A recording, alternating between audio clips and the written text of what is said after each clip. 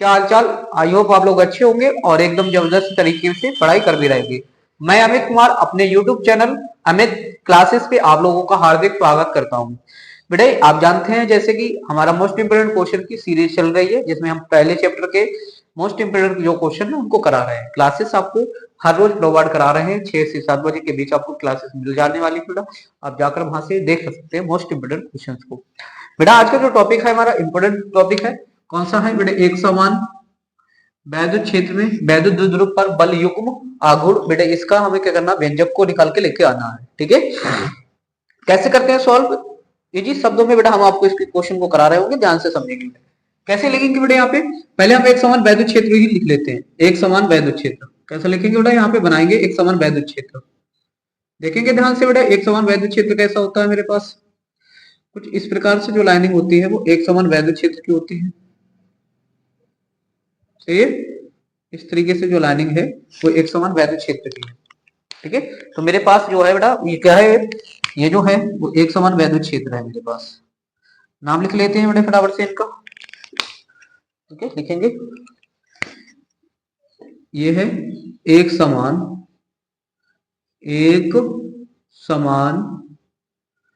वैद्युत क्षेत्र। वैद्युत क्षेत्र, ठीक है, जिसे हम क्या मान के चलेंगे बेटा? ई मान के चलेंगे। ये एक समान वैद्युत क्षेत्र हमारे पास ई है। बेटा इसमें क्या करेंगे, हमने वैद्युत द्विध्रुव पर एक समान वैद्युत क्षेत्र में वैद्युत द्विध्रुव पर एक समान वैद्युत क्षेत्र में हम वैद्युत द्विध्रुव को स्थित करेंगे, तब उस पे बल युग्म आघूर्ण का व्यंजक हमें निकालना है। तो हम क्या करेंगे, एक समान वैद्युत क्षेत्र में इस वैद्युत द्विध्रुव को क्या करेंगे, थीटा कोण पर रख देते हैं। क्या करेंगे बेटे? रख देते हैं। ठीक है मेरे लाडलू, तो रखते हैं बेटा यहाँ पे एक समान वैद्युत क्षेत्र में। तो कुछ इस तरीके से डायग्राम बनाएंगे।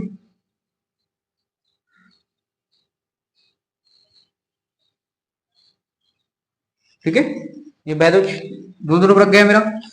इसका नाम है बेटा ए और बी। ए बी वैद्युत द्विध्रुव है मेरे पास। ठीक है, इस पर इस साइड पे माइनस का क्यू आवेश है और यहाँ पे रखा हुआ है प्लस का क्यू आवेश।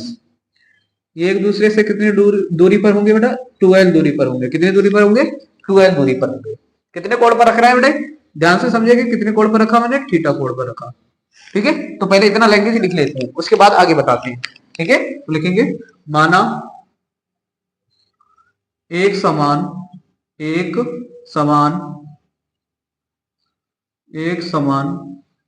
वैद्युत क्षेत्र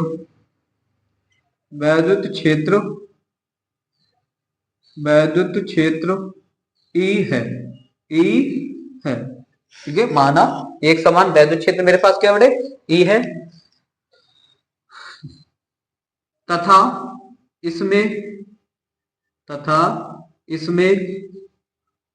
इसमें क्या कर रहा है बेटे? इसमें एक वैद्युत द्विध्रुव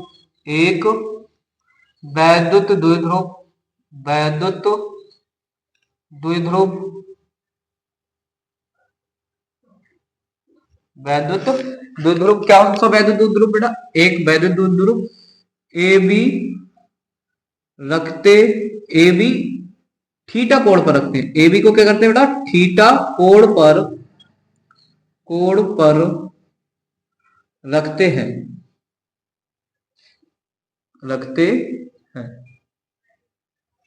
ठीक है, अब जैसे रखेंगे बेटा थीटा कोण पर रखते हैं तो क्या होता है बेटा? तो पहले समझ लो, उसके बाद में आगे बात कर लेता हूं। ठीक है, जैसे बेटे आप इस पे रखेंगे एक समान वैद्युत क्षेत्र में वैद्युत द्विध्रुव को थीटा कोण पर, तो इस पर जो आवेश रखे हुए माइनस के क्यू आवेश प्लस के क्यू आवेश, इस वैद्युत क्षेत्र के कारण इन आवेशों पर बल लगने लगेगा। कैसे कैसे बल लगेगा देखो, ध्यान से समझेंगे बेटे। इसके कारण बेटा बल लगेगा ऐसे, ये बल लगेगा एफ, मैं इसको नाम दे देता हूं 1, F1 लगेगा। और इसके कारण कैसे लगेगा बेटा? इस टाइप का लगेगा इधर की तरफ। मैं इसका थोड़ा सा नीला ले लेता हूं इसे, इस तरीके लगेगा और इसका नाम दे देता हूं बेटा F2 बल लगेगा। ये कैसा होगा? निगेटिव होगा और ये पॉजिटिव होगा। निगेटिव होगा और ये पॉजिटिव होगा, लेकिन परिमाण में दोनों समान होंगे। परिमाण में कैसे होंगे बेटे? समान होंगे। जैसे कि आवेश ये विपरीत प्रकृति के तो है लेकिन समान परिमाण के हैं, तो इनके बीच जो बल लगेगा वो विपरीत प्रकृति का जरूर लगेगा, लेकिन परिमाण में जो होगा वो कैसा होगा बेटे? समान होगा। अब ये दोनों जो बल लग रहा है ना बेटे, ये दोनों बल को ही हम बोलेंगे बल युग्म आघूर्ण, प्रत्यानयन बल युग्म आघूर्ण। आगे इतनी बात समझ में। ये जो दोनों बल है ना बेटे, ये एक इधर की तरफ लग रहा है, एक ये लग रहा है देखो, और एक लग रहा है इस तरीके से, ये कर रहा है इस तरीके से खींच रहा है और ये इस तरीके से, ठीक है।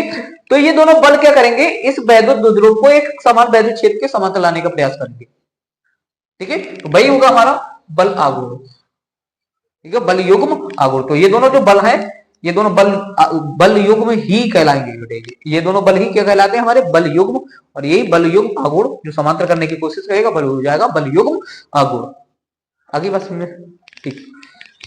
तो बेटा थोड़ा सा और लिखेंगे तो द्विध्रुव पर स्थित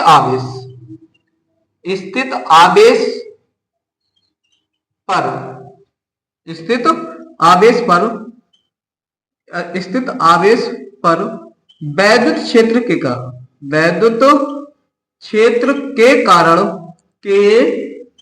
कारण दो बल समान परिमाण के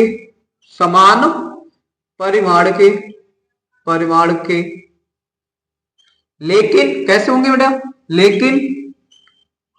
लेकिन विपरीत प्रकृति के, लेकिन कैसे होंगे बेटा, विपरीत प्रकृति के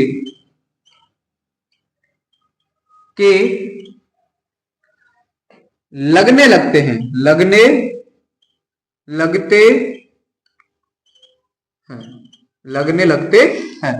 जो क्या करेंगे बेटा, जो द्विध्रुव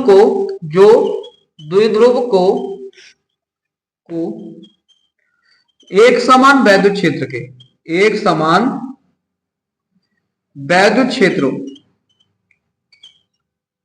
के कैसे करेंगे बेटा, समांतर लाने का प्रयत्न करेंगे, समांतर लाने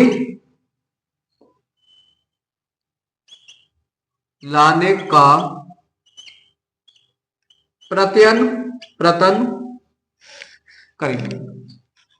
प्रयत्न करेंगे, ठीक है। हाँ, आगे भी बात कर लेता हूं बेटा, उसके बाद समझेंगे ध्यान से। फिर क्या करेंगे, प्रयत्न करेंगे, इतना हो गया। अब थोड़ा सा देख लेते हैं बेटे, हाँ सही लिखा जा रहा है, प्रयत्न करेंगे, ये दोनों आगे लिखेंगे। अरे भाई मार्कर क्यों नहीं चल रहा है आज, इसे क्या हो गया, क्या चिकनगुनिया का बीमार हो गया भैया ना। अरे भाई हटाओ इसे, प्रयत्न करेंगे। अब ये दोनों बल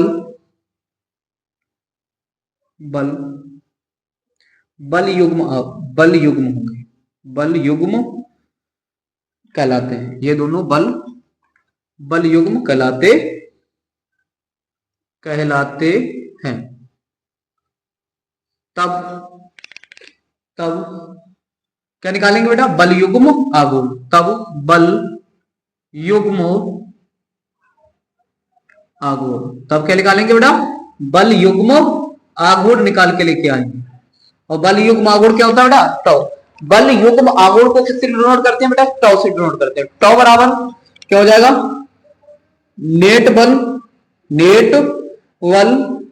गुणा दोनों बलों के बीच की दूरी, दोनों बलों के बीच की दूरी, दोनों बलों के बीच की दूरी। तो नेट बल क्या मान के चलेंगे बेटा, इसका नेट बल F मान के चलेंगे। क्या लिखेंगे बेटा, यहाँ पे नेट बल जो होगा इसके बीच में F लिखेंगे। क्या लिखेंगे बेटा, F। दोनों बलों के बीच की दूरी सर कहां है, कैसे निकालेंगे, समझो बेटे। देखो इन दोनों नेट बलों के बीच की दूरी जो निकल के आएगी वो इस तरीके से निकल के आएगी, इधर से आएंगे बेटा। तो यहां पे जो होगा इन दोनों बलों के बीच की दूरी होगी, जिस पॉइंट को हम सी मान लेंगे। कौन से दोनों बलों के बीच की दूरी कौन सी होगी सर, बेटा होगी BC, ये दोनों बलों के बीच की दूरी होगी, ये वाली, ठीक है। तो मुझे ये दूरी निकालनी है।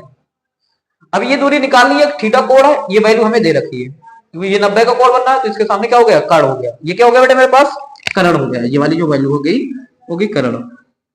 90 का कोण बनना है तो ये मेरे पास हो गया लंब। क्या हो गया बेटा, यहाँ पे लंब हो गया, वो कर्ण, ये लंब हो गया। हो गया इतना, ठीक।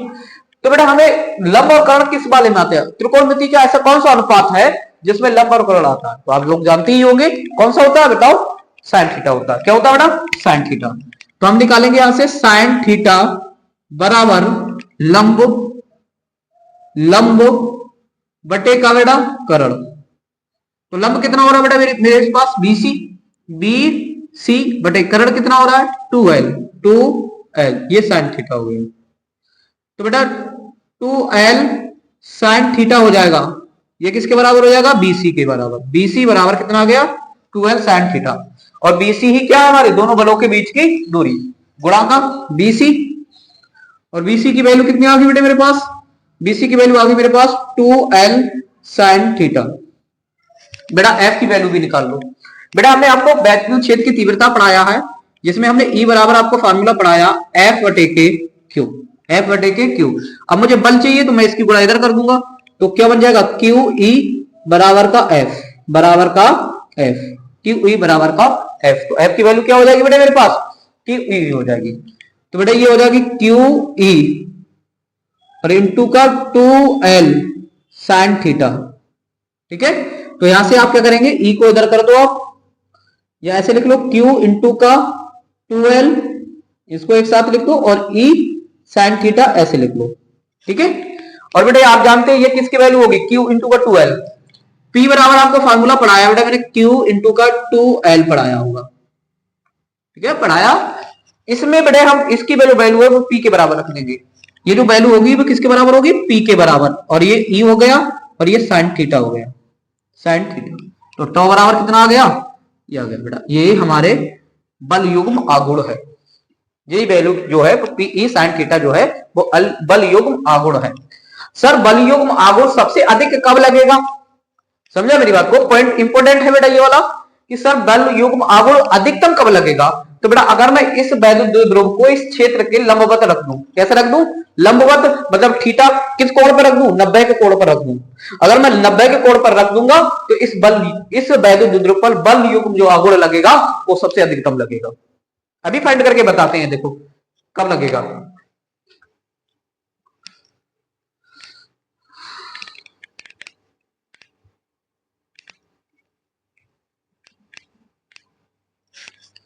अधिकतम बल आगुण चाहिए अगर आप, अधिकतम बल आगुण के लिए, अधिकतम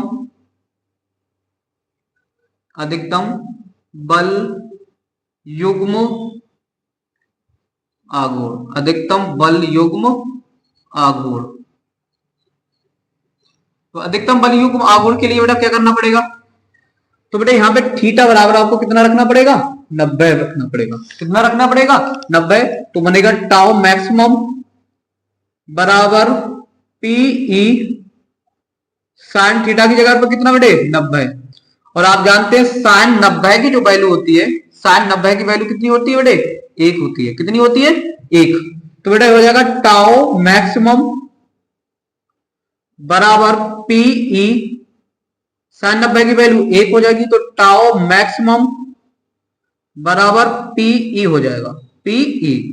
तब अधिकतम बल युक्त आघूर्ण के लिए जो फार्मूला आएगा बेटा वो ये आएगा, ठीक है। आई होप इतनी बात आपको अच्छे से समझ में आई होगी बेटा। ये क्वेश्चन जो है वो इंपोर्टेंट क्वेश्चन में से एक है, आप इसको बिल्कुल देखेंगे, अच्छे से समझेंगे। अगर अभी समझ में नहीं आया तो बेटा पीछे वीडियो को करेंगे और दोबारा से फिर से सीन करेंगे इस वीडियो को। गारंटी हमारी बेटा इस वाले क्वेश्चन को आप बिल्कुल कभी नहीं भूल सकते, आपके माइंड में छप जाएगा। यदि आप सिर्फ 10 मिनट तक ये वीडियो बनी होगी अभी तक, यहां तक की बेटा इतने में आपको आपके माइंड में छप जाएगा, अगर बात आप सही से सुन लेंगे 10 मिनट तक। चलते हैं बेटे, फटाफट से आप लिखेंगे इसे, फिर आगे टॉपिक करते हैं। जल्दी करेंगे बेटा आप लोग।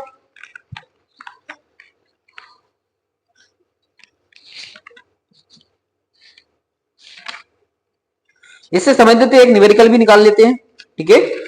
इससे संबंधित क्या करेंगे हम बेटे, एक दो न्यूमेरिकल भी निकाल के चलते हैं इससे संबंधित।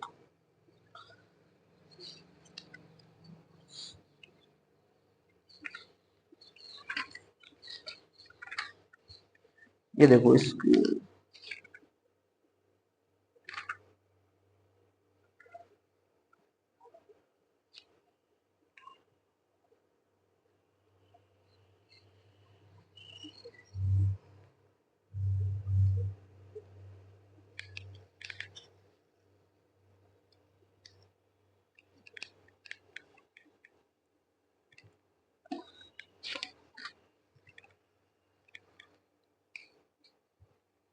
अच्छा, इसका थोड़ा सा सदिश रूप भी लिख लेते हैं। क्या लिख लेते हैं बेटा? इसका सदिश रूप लिख लेते हैं। इसका सदिश रूप क्या बनेगा? यहां से देखेंगे बेटा, यहाँ पे आ जाओ, सदिश रूप लिखते हैं इसका। ठीक है, तो सदिश रूप क्या बनेगा इसका? सदिश रूप, सदिश रूप, इसका सदिश रूप क्या होगा? तो सदिश रूप देखेंगे बेटा, टाओ बराबर पी, पी वेक्टर, इससे नहीं, इससे लिखो इसे, टाओ वेक्टर बराबर P vector dot E vector होता है। सही है, ये इसका सदिश रूप होता है। और ये इंपोर्टेंट है, किसके लिए सर इंपोर्टेंट है? ये ऑप्शन के लिए इंपोर्टेंट है, ऑप्शन के लिए। सही है, ऑप्शन के लिए जो है इसका सदिश रूप जो है वो इंपोर्टेंट हो जाता है। ठीक है, ठीक, आगे मूव करते हैं। आगे टॉपिक करेंगे बेटा, आगे टॉपिक क्या कर सकते हैं बेटे? इसके बाद जो टॉपिक रहने वाला है, कूलाम का नियम पढ़ लेते हैं। क्या पढ़ लेते हैं बेटे आज के लिए? कूलाम का नियम हम पढ़ लेते हैं। ठीक है, तो हेडिंग डालेंगे आप, कूलाम का नियम, कूलाम का नियम।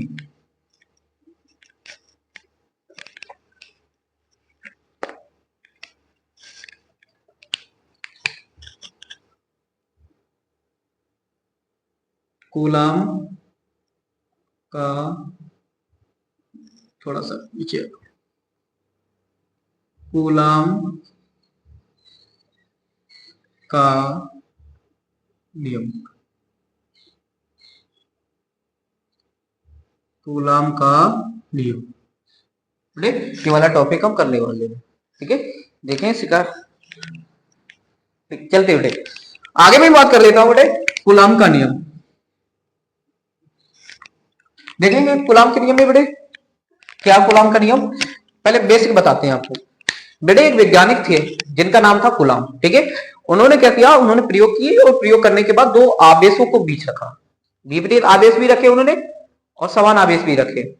तो बेटे जब उन्होंने समान आवेश कुछ दूरी पर रखे, मान लिया आर दूरी पर रखे, समान आवेश रखे, तो उन्होंने देखा जब उनको उनको आर दूरी पर रखते हैं तो उन दोनों के बीच में कुछ बल लगने लगता है। क्या लगने लगता है बेटे? उनके बीच में कुछ बल लगने लगता समान प्रकार के। जब वो समान प्रकार के आवेशों को रखते थे तो जो बल लगता था उन्होंने देखा प्रतिकर्षित कर रहा है, एक दूसरे को दूर कर रहा है। समान प्रकार के जैसे आवेश रखते थे तो उनके बीच जो बल लगता था वो प्रतिकर्षित बल लगता था। और जैसे वो विपरीत प्रकार के आवेश रखते थे आर दूरी पर तो उनके बीच आकर्षण बल लगने लगता था। ठीक है, तो इसके संबंध में उन्होंने एक सिद्धांत दिया। इस सिद्धांत का नाम बेटा क्या है? इस सिद्धांत का जो नाम है, इस सिद्धांत या इस नियम को उन्होंने कहा, उस सिद्धांत को कहा गया कूलाम का नियम या सिद्धांत। कूलाम का नियम या सिद्धांत, इसके संबंध में जो जानकारी दी उन्होंने उसको ही कहा गया कूलाम का नियम या सिद्धांत। फिर से एक बार रिपीट करते, कूलाम नामक वैज्ञानिक ने क्या किया, दो आवेशों के बीच लगने वाले आकर्षण और प्रतिकर्षण बल के संबंध में एक नियम दिया जिसे कूलाम का नियम या सिद्धांत कहते हैं। उन्होंने क्या क्या बताया इसके बारे में? उन्होंने इसके बारे में बताया, सबसे पहले बात करें, उन्होंने कहा जो बल लगेगा ना, दोनों आवेशों को भी जो बल लगेगा वो बल दोनों आवेशों के गुणनफल के कैसे होगा? अनुक्रमानुपाती होगा। कैसा होगा बेटा? वो अनुक्रमानुपाती होगा। तथा बीच की दूरी के, आगे उन्होंने कहा तथा बीच की दूरी के वर्ग के कैसे होगा? व्युत्क्रमानुपाती होगा। इतनी बात समझ आ गया बेटे आपको? ठीक, लिखेंगे बेटे फटाफट से और डिटेल से बात करेंगे। कूलाम नामक वैज्ञानिक, लिखेंगे कूलाम नामक वैज्ञानिक, कूलाम नामक वैज्ञानिक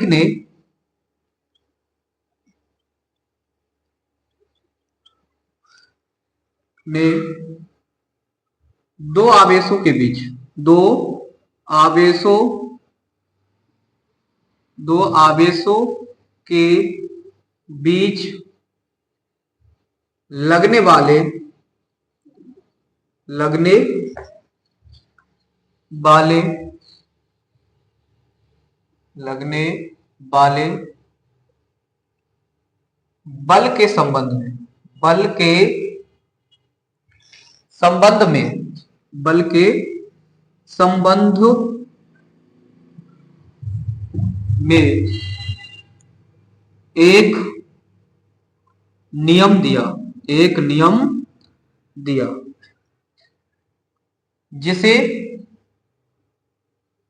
जिसे क्या कहेंगे बेटा, एक नियम दिया जिसे कूलाम का नियम कहते हैं। जिसे क्या कहते हैं बेटा, कूलाम का नियम कहते हैं। कूलाम का नियम कहते जिसे कूलाम का नियम कहते हैं।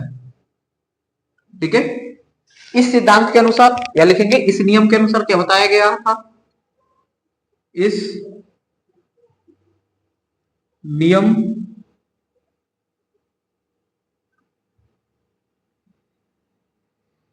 के अनुसार इस नियम के अनुसार इस नियम के अनुसार क्या बताया गया, लगने वाला बल दो आवेशों के बीच दो आवेशों के बीच दो आवेशों के बीच दो आवेशों के बीच लगने वाला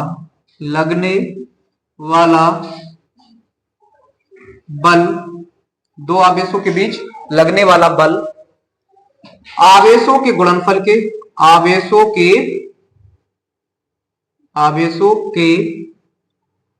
गुणनफल के अनुक्रमानुपाती होता है। अनुक्रमानुपाती तथा बीच की दूरी के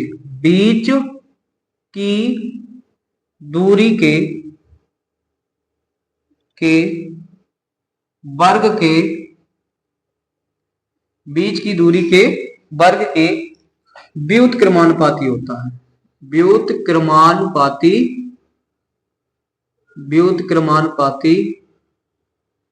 होता है।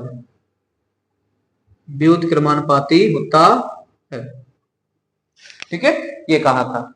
लिखेंगे बेटा इसमें, माना मैं मान के चलूंगा, माना दो आवेश दो विपरीत प्रकृति के माना दो विपरीत प्रकृति के आवेश माना दो विपरीत प्रकृति के आवेश क्या क्या होंगे बेटे, आवेश बता सकता कोई? हाँ, दो विपरीत प्रकृति के आवेश कौन सा, Q1 Q, ठीक है, और Q1 व Q2 है जो एक दूसरे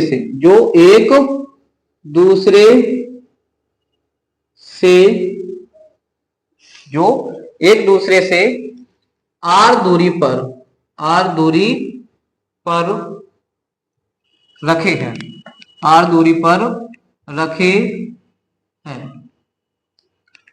तो लगने वाला बल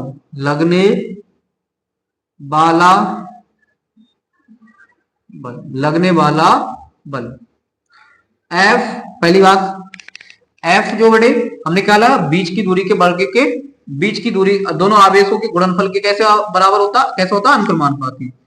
तो आवेश जो बल होगा दोनों आवेशों के गुणनफल के कैसे है बेटा, अनुक्रमानुपाती। तथा उसने कहा दोनों के बीच की दूरी के कैसे है, देखो दो बीच की दूरी के तथा दोनों के बीच की दूरी के वर्ग के कैसे है, व्युत्क्रमानुपाती है। तो ये बल जो है बीच की दूरी हमने r मान के चले, कितनी मान के चले, देखो बीच की दूरी कितनी है बेटे हमारे, r दूरी पर, एक दूसरे से कितनी दूरी पर बेटे, दोनों आवेश r दूरी पर, तो इनकी बीच की दूरी r के स्क्वायर का व्युत्क्रमानुपाती के बराबर होता है। इसे समीकरण दे देंगे बेटे 1, इसे दे देंगे समीकरण नंबर 2। ठीक है, लिखेंगे बेटे यहाँ पे, बेटे यहाँ से समीकरण 1 समीकरण 2 से लिखेंगे, समीकरण 1 व 2 से क्या बनेगा यहाँ पे F बराबर, इधर आ जाओ बेटे, F व्युत्क्रमानुपाती Q1 Q2 बटे का R स्क्वायर। सही, ये निकल के आएगा, थोड़ा सा सही लिखेंगे, F ये आया मेरे पास निकल के। उसके बाद बेटा आप जानते हैं समानुपाती साइन हटाने के लिए कुछ नियतांक ले लेते हैं, तो हम नियतांक यहाँ पे लेके चलेंगे K। तो F बराबर हमने लिया K Q1 Q2 बटे का R स्क्वायर। यही होता है बेटा कूलाम के नियम के लिए बल, कूलाम के नियम के अनुसार दो आवेशों के बीच लगने वाला बल। ठीक है, यहाँ पे Q की वैल्यू जो होती है, Q की वैल्यू उन्होंने क्या ली थी यहाँ पे 1/4 पाई एप्सिलॉन नॉट ली थी। क्या ली थी? K बराबर 1/4 पाई एप्सिलॉन नॉट। ठीक है, न्यूटन मीटर स्क्वायर प्रति कूलाम स्क्वायर, इसका मात्रक लिया था, ये मात्रक बता देता हूं। ठीक है, ठीक, वैल्यू पुटिंग करेंगे तो अगला फार्मूला जो बन के आएगा, क्या फार्मूला बन सकता है बेटे? F बराबर 1/4 pi epsilon not Q1 Q2 बटे का R स्क्वायर। ये जो है बेटे ये फार्मूला बन के आ जाता है। ठीक है, यही है बेटे कूलाम के नियम के लिए फार्मूला। ठीक, थोड़ी सी बात और समझ लेंगे बेटा, इसका जो सदिश रूप भी पूछ लिया जाता है ऑप्शन में, कभी भी क्या करा जाता है बेटा, इसका कूलाम के नियम का सदिश रूप पूछा गया बेटे, बता दीजिए इसका सदिश रूप क्या होगा। तो सदिश रूप लिख लेते हैं इसका, सदिश रूप चलिए इतना लिखिए फटाफट से बेटा।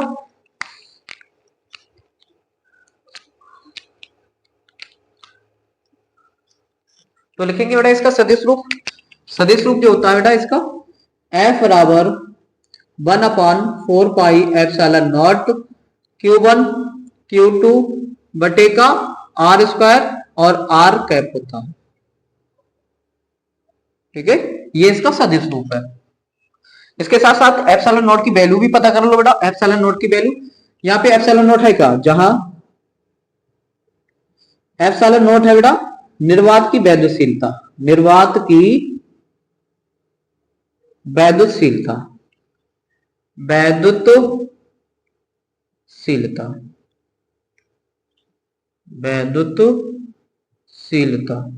निर्वात की वैद्युतशीलता होती है। इसका मान कितना होता है? तो इसका जो मान होता है एप्सिलॉन नॉट बराबर होता है 8.85 गुणा 10 की पावर -12 कूलाम स्क्वायर प्रति newton metre square, coulomb square प्रति न्यूटन मीटर स्क्वायर, ये जो होता है वो इसका मान होता है एप्सिलॉन नॉट का। ठीक है, तो ये पूरा फिनिश हो गया बेटा मेरा कूलाम का नियम। तो आज के लिए बस इतना रखेंगे और मिलते हैं कल नेक्स्ट वीडियो में। तब तक के लिए जय हिंद जय भारत।